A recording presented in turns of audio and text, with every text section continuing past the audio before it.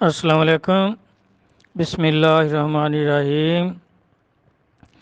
یہ کسی بھائی نے جو سوال ارشاد فرمایا ہے کہ نبی علیہ السلام کے صحابہ جو تھے، یہ جو لکھا ہوا ہے کہ وہ آپ کی، مجھے تو کہتے بھی یہ اچھا نہیں لگتا، لیکن یہ ایک فرقے کے مولوی صاحب جو ہیں TLP ان کو کہتے ہیں، خادم رضوی صاحب، ان کا یوٹیوب پر بھی یہ بیان ہے، اور اسلام آباد میں جب انہوں نے دھرنا دیا ہوا تھا تو اس ٹائم وہ بڑے دھڑلے سے یہ بیان کرتے تھے، اور کئی دفعہ انہوں نے یہ بیان کیا تھا کہ صحابہ کرام ایسا عمل کرتے تھے۔ تو اور گروپ میں بھی ایک شیخ طریقت صاحب نے یہ فرمایا، اسی سوال کو دہرایا کہ صحابہ کرام ایسا عمل کرتے تھے، ان کے عشق کے بارے وہ بیان کر رہے تھے۔ اللہ معاف کرے میرا بھائی۔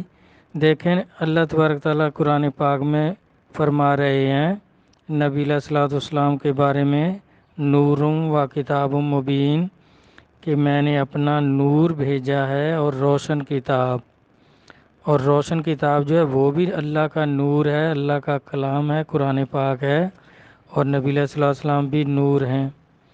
اور باقی دیکھیں سب انبیاء کرام کو زمین پر معراج ہوئی، اور نبی علیہ الصلوۃ والسلام کو عرش پر ہوئی۔ تو میرے آقا مولا یہ فرماتے تھے کہ یہ دلیل ہے کہ نبی علیہ الصلوۃ والسلام کا جسم مبارک بھی نور تھا اور روح بھی نور تھی۔ جب جسم اور روح دونوں نور ہوں تو پھر دونوں کے لیے ایک حکم ہو جاتا ہے۔ باقی نبی جو تھے ان کے جسم نور نہیں تھے، اس لیے ان کی صرف روح نور تھی، اس لیے ان کو زمین پر معراج ہوئی۔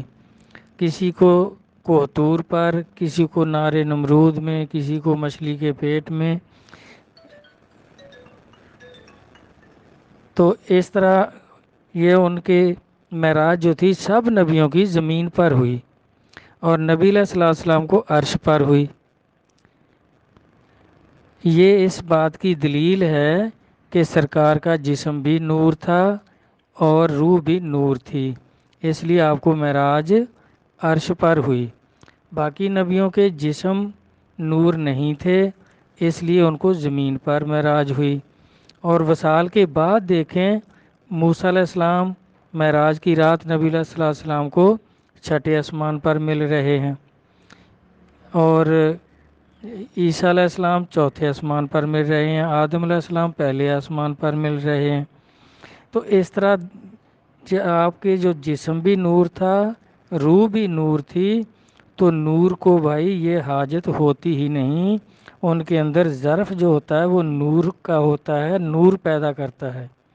جو کچھ بھی وہ کھائیں گے پئیں گے اس سے نور پیدا ہوگا، یہ رفع حاجت کا سوال ہی پیدا نہیں ہوتا۔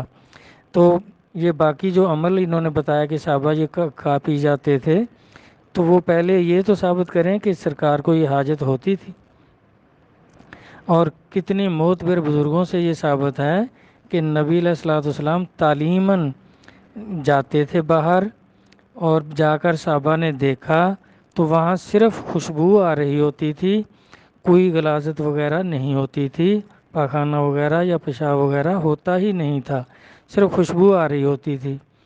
تو اس طرح دیکھیں نور کو یہ حاجت نہیں ہوتی کہ ان کے اندر ظرف بھی نور پیدا کرنے کا ہوتا ہے۔ جس طرح دنیاوی مثالوں میں آپ دیکھ سکتے ہیں کہ شہد کی مکھی کے اندر ظرف ہے کہ وہ جس چیز پر بھی بیٹھے گی وہ شہد پیدا کرے گی، اور ایک قسم کا ہرن ہے، وہی گھاس وہ کھاتا ہے، وہی گھاس عام ہرن کھاتے ہیں، لیکن اس کے اندر کستوری پیدا ہوتی ہے۔ تو اس طرح نبی علیہ السلام کے اندر بھائی چونکہ آپ نور تھے، آپ کا جسم بھی نور تھا، تو یہ حاجت وغیرہ کا مسئلہ ہی نہیں تھا۔ نہیں تو دیکھیں فرشتے نور ہیں تو ان کے واش روم کس آسمان پر ہیں؟ اور عیسیٰ علیہ السلام کے بارے میں قرآن پاک میں ہے کہ آپ کو زندہ اٹھایا گیا ہے اسی جسم کے ساتھ، تو آپ دیکھیں وہ چوتھے آسمان پر ہیں، وہاں سے نبی صلی اللہ علیہ وسلم سے معراج کی رات ملاقات بھی ہوئی، تو آپ کے واش روم کس آسمان پر ہیں؟ جنتیوں کے واش روم کہاں ہوں گے؟ کیا جنت میں سب نے پڑھی ہے جنت کہ وہاں حوریں ہیں، وہ اتنے بڑے بڑے محل ہیں، ایک جنتی کی 70 حوریں کم از کم ہوں گی، اور کتنے غلمان ہوں گے، تو پھر ان کے اٹیچ باتھ بھی ہوں گے، یا دودھ کے کنارے پھر واش روم ہوں گے، تو چاہے وہ سیوریج کی لائنیں مکس ہو جایا کریں گی۔ میرا بھائی سوچ سمجھ سے کام لیں، ایک چیز دیکھیں ثابت ہی نہیں ہے، اور سرکار کے لیے یہ بالکل توہین امیز کلمات ہیں، اور صحابہ کی بھی اس میں توہین ہے، کوئی تعریف نہیں ہے۔ تو سوچ سمجھ کر، تھوڑا سا بھی چلو سوچ سمجھ کر بات کریں کہ بھئی کیا یہ آپ کی شان کے لائق ہے۔ آپ کوئی قرآن کے بارے کچھ کہے تو ہم کہتے ہیں وہ توہین کر دی، اور خود نبی صلی اللہ علیہ وسلم کی میں نے تو کتنی دفعہ عرض کیا ہے کہ بھئی کئی آدمی جن کے علم میں کمی ہوتی ہے تو وہ تعریف کی بجائے توہین کرتے ہیں۔ میرے پاس بھی ایک آدمی آیا ایک دفعہ، تو آ کر کہنے لگا جی خواجہ نظام الدین اولیاء قدس اللہ سر العزیز اتنے بڑے ولی ہوئے ہیں، ان کے بیٹے کا میں نے آپ سے حال احوال کرنا ہے۔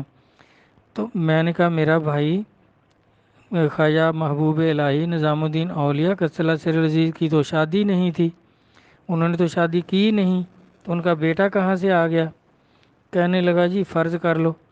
میں کہا میرا بھائی جب ان کا بیٹا نہیں، ان کی شادی نہیں، تو ان کا بیٹا کیسے فرض کر لیں؟ اس طرح میرا بھائی یہ بھی چیزیں ایسی جو لکھتے ہیں سرکار کی شان کے ہی خلاف ہیں۔ آپ نور ہیں، اللہ فرما رہے ہیں کہ آپ نور ہیں، اور ان کے جسم نور کا ثبوت ہے، دلیل ہے کہ آپ عرش پہ چلے گئے معراج میں اور سب آسمانوں کی سیر کی۔ تو اس طرح میرا بھائی یہ ہمارے بزرگوں نے اس کی یہ جو مولانا صاحب نے اور ایک شیخ طریقت صاحب نے بیان کیا، ہمارے بزرگ اس سے اختلاف کرتے تھے، اور ہم عین الیقین ہیں اس پر کہ جو ہمارے بزرگوں نے فرمایا وہ سچ ہے، اور یہ جو کہہ رہے ہیں یہ سچ نہیں ہے۔ اب اس کے بارے میں کچھ سوچنا کہ اس وجہ سے ہو گیا ہوگا، حکمت کی روح سے ہو گیا ہوگا، فلاں ہو گیا ہوگا، بھئی جب یہ چیز ثابت ہی نہیں ہے تو پھر اس کے بارے میں آگے کیا سوچنا؟ جیسے خواجہ صاحب کی شادی نہیں ہے تو ان کے بیٹے کے بارے میں کیا سوچنا؟ تو یہ اس طرح کی یہ جو دلیلیں ہیں یہ میرا بھائی صحیح نہیں ہیں، تو غور و فکر سے کام لینا چاہیے۔ سرکار کے خاص کر سرکار کے بارے میں اگر کوئی بھی بات ہو تو پہلے بھائی 100 دفعہ سوچنا چاہیے، کسی سے مشورہ کر لینا چاہیے۔